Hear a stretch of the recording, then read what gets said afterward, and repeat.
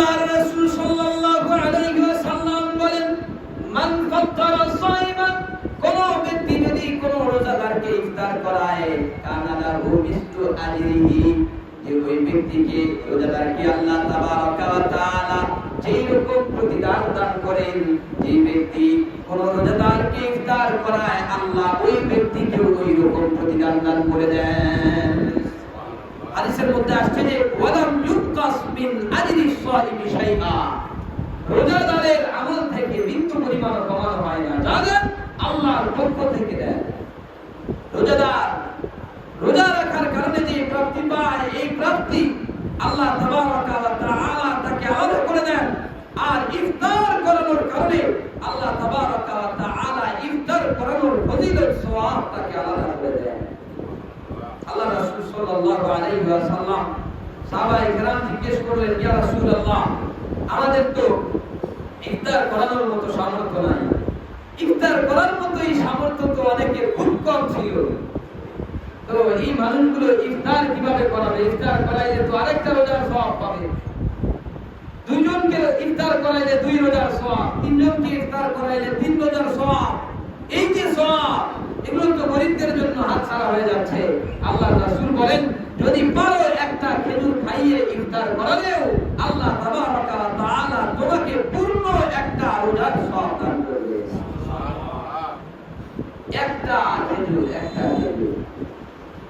একটা খেজুর খাওয়াইলে যদি আল্লাহ পূর্ণ রোজার সওয়াব দান করেন, তাহলে প্রশ্ন আসতে পারে যে হুজুর, আমি রোজা না রেখে একটা করে খেজুর খাওয়াইলে তো পারে?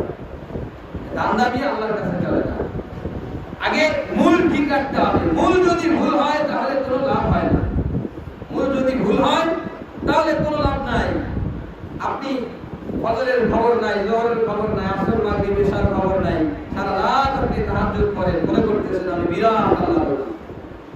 আল্লাহ তো বিরাট, ঠিক আছে, কিন্তু আপনি বলিটা বড় বলি না। বিরাট বলি মনে করে আমি অনেক বড় বলি, সারা রাত তাহাজ্জুদ করতেছি, মনে করবেন, মনে রাখবেন যে তাহাজ্জুদ করাটা এটা হলো ওভারটাইম। মূল চাকরি যদি কেউ না করে, মূল সময়টা যদি মালিকের কাছে কেউ না দেয়, তাহলে ওভারটাইম করে কোনো লাভ আছে? আপনাকে তো খাতাই দিবে না যে আপনি যে আছেন সদস্য, এটা তো অবশ্যই আপনাকে প্রমাণিত করতে হবে। আর ওটা সম্ভব তখন যখন আপনি 5 ওয়াক্ত নামাজ পড়বেন, হাজিরা দিবেন আল্লাহর কাছে। 5 ওয়াক্ত নামাজে আল্লাহ স্বয়ং কুদরতি জবানে ডাকেন, আল্লাহু আকবার, মুয়াজ্জিন বলে, কিন্তু এই আওয়াজটা আল্লাহই মুয়াজ্জিনের জবান থেকে বের করেন। হাইয়া আলাস সালাহ, এটা কোনো মুয়াজ্জিনের বানানো বাক্য নয়, এটা আল্লাহর পক্ষ থেকে বানানো বাক্য। সুতরাং যখন মুয়াজ্জিন বলে হাইয়া আলাস সালাহ, নামাজের দিকে আসো, তখন এটা মুয়াজ্জিন বলে না, বলে আল্লাহ বলে, বান্দা নামাজের দিকে আসো, হাইয়া আলাল ফালাহ, বান্দা কল্যাণের দিকে আসো, এই কথাটা আল্লাহ। তো আল্লাহ আপনাকে ডাকে, আপনি আসেন না, সারা রাত তাহাজ্জুদ করেন, কোনো লাভ নেই। জান্নাতের তালা খোলার জন্য ফরজ নামাজ লাগবে। ফরজ নামাজের কথা বলা হয়েছে, রাসূল বলেছেন ফরজ নামাজ জান্নাতের চাবি। জান্নাতের চাবিটা আপনি ফরজ নামাজ করে অনেকগুলো চাবি আপনার কাছে আছে, প্রতি লাখ মূল গেট আপনি খোলার চাবি আপনার কাছে নেই। মূলটাই খুলতে পারেন না, ভিতরে কি আপনার কোন জায়গায় কোন তালা আছে ওগুলো আপনি খুলে কি আপনি খুলতে পারবেন? মূলটা আগে খুলতে হবে। এই জন্য 5 ওয়াক্ত নামাজ পড়ব ইনশাআল্লাহ। রোজা রাখতে হবে, পারবো ইনশাআল্লাহ। আল্লাহ তাবারাকা ওয়া তাআলা আমাদেরকে সেইভাবে কবুল করেন, বলি আমিন।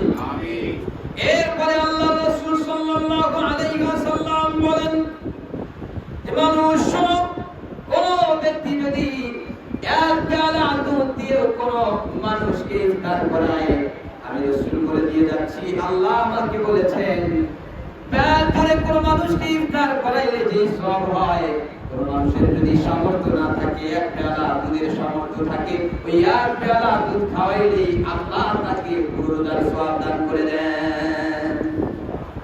একটা খেজুর, এক পেয়ালা দুধ, এটাও যদি সম্ভব না হয়, তাহলে রাসূল বলেছেন যে বিমাইন বিন কাসিন, এক পেয়ালা পানি দিয়ে হলেও, এক গ্লাস পানি দিয়ে হলেও কোন বান্দা যদি ইফতার করায়, তাহলে আল্লাহ তাবারাকা ওয়া তাআলা পূর্ণ রোজার সওয়াব ওই বান্দাকে নসিব করেন। সুবহানাল্লাহ। পানি তো আছে, পানি নাই আমাদের? আমার পানি দিয়ে ইফতার করাইলে কে কি মাইন্ড করে, এটাও বিষয়। আমাকে ডাক দিলে ডাক দিয়ে পানি দিয়ে ইফতার করাই, এটা মানুষ নাই বলে ফেলতে পারে। মানুষ তো সবাই অনেক বেশি বোঝে, সবাই যখন অনেক বেশি বোঝে, এক ভাইয়ের একটু পানি পান করাইলো, ওইটা তো একটা দয়া দেখাইলো, ও ওইটা বুঝবে না। বুঝবে না পানি খাওয়াইলো, রাস্তা থেকে ডাক দিয়ে পানি খাওয়া, এরকম জীবন মানুষটা। আল্লাহ আমাদেরকে বুঝদার করেন বলে আমিন। এরপরে এই রোজার মধ্যে আসলেই যে প্রকৃত পক্ষে উপকার রয়েছে মানব জীবনের জন্য, আসলেই যে মানব দেহের জন্য উপকার রয়েছে, এটা বিজ্ঞান গবেষণা করেছে। সুবহানাল্লাহ। আল্লাহ তো বলেছেন, রাসূল তো বলেছেন, আল্লাহ আর রাসূলের কথা কখনো কখনো কিছু নাস্তিক মুরতাদেরা বিশ্বাস করতে চায় না। কোরআন বিশ্বাস করে না, হাদিস বিশ্বাস করে না, ওরা বিশ্বাস করে মানুষের গল্প কাহিনী, কিচ্ছা কাহিনী, ঘটনাগুলোকে ওরা বিশ্বাস করে।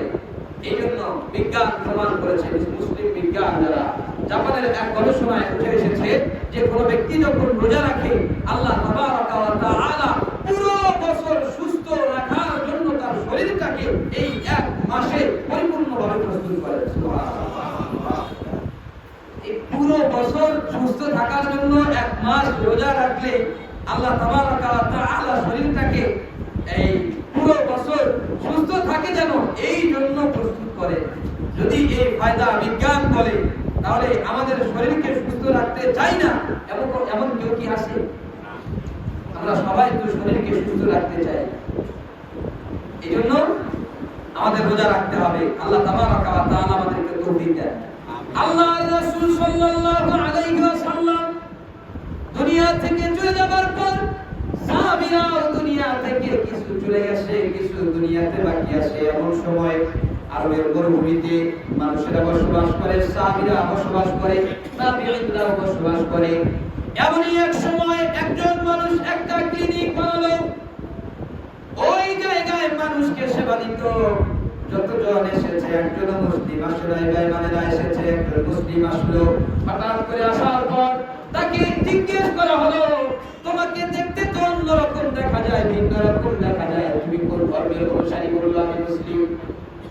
মুসলিম তুমি? আমি এতদিন পর্যন্ত এই জায়গায় ক্লিনিক দিয়ে আছি, আমার কাছে যত মানুষ এসেছে তাদের কেউ মুসলমান ছিল না, তুমি এই মাত্র আমার কাছে আসলে, বলো দেখি তোমাদের মধ্যে এই রোগটা না থাকার কারণ কি? তোমাদের অভ্যাসগুলো বলো, তোমাদের সারা দিনের রুটিন বলো, সারা সপ্তাহের রুটিন বলো, সারা বছরের রুটিন বলো, সারা মাসের রুটিন বলো। ওই ব্যক্তি রুটিন বলতেছিল আর সে আজ করতেছিল, এর মধ্যে কি আছে? যখন ওই ব্যক্তি বলতেছিল যে আমরা রাসূলুল্লাহর পক্ষ থেকে আমাদের জন্য ফরমান হলো সোমবার আর বৃহস্পতিবার যেন রোজা রাখি, সপ্তাহে 2টা রোজা রাখার ফরমান রাসূল আমাদেরকে দিয়ে গেছেন, মাসের মধ্যে 4টা রোজা যেন আমরা রাখি, ফরমান আমাদেরকে দিয়ে গেছেন, আবার পুরো বছরে যেন আমরা 1 মাস রোজা রাখি, ফরমান স্বয়ং আল্লাহ আমাদেরকে দিয়েছেন।